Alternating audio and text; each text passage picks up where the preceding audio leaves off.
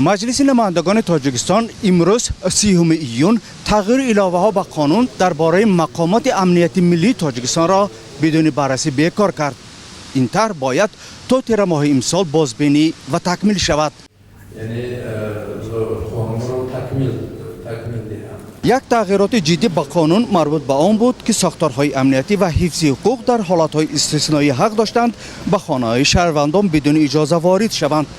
سیمومین یتیموف رئیس کمیته دولتی امنیت ملی تاجیکستان به هنگام تصویب این قانون در ماه اکتبر سال گذشته گفته بود که مبارزه ضد تروریسم و افراطگرایی آنها را وادار می‌کند برخی بندهای قانون بازبینی شوند.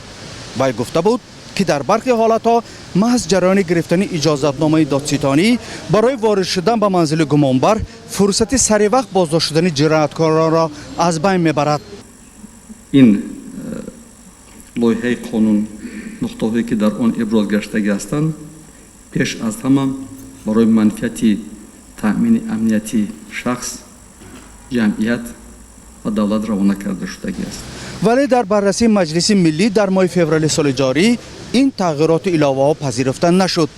آن زمان رئیس مجلس ملی مجلس عالی تاجیکستان محمد سعید عبیدالله گفته بود که تغییرات به قانون حقوق شهروندان را پایمال می‌کند و در میان تأمین امنیت شهروندان و مراعات حقوق انسان باید مرز گذاشته شود. مقامات تاجیکستان تهدیدهای تروریسم و افراطگرایی را یکی از مشکلات رقم یک امنیتی دولت می‌حسابند. ولی این اندیشه هم در جامعه وجود دارد که در سالهای اخیر مبارزه دولت با ظهورات تروریسم و اکستریمیسم از ارزش‌های مثل آزادی‌های سیاسی و مذهبی و شهروندی بالا گرفته است.